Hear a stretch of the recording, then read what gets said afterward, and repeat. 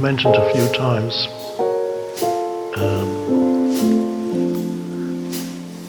the ancient Greek myth of Narcissus, the young man who, according to this tale, mythological tale, he looked into a pool of water and saw his own reflection, and according to the story fell in love with himself, or rather the reflection of himself.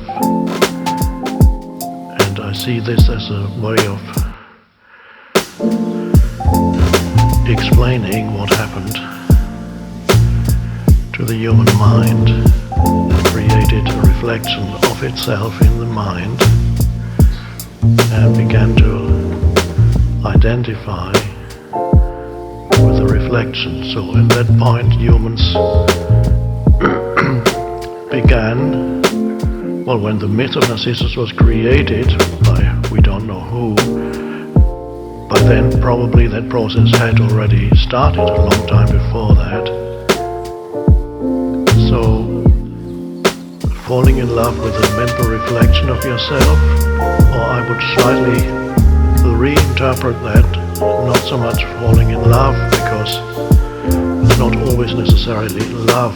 The relationship that you have with yourself can be a very problematic one, and sometimes it's self-hatred. So rather than calling it love, I would say he became obsessed with himself. He became obsessed with that image that he saw.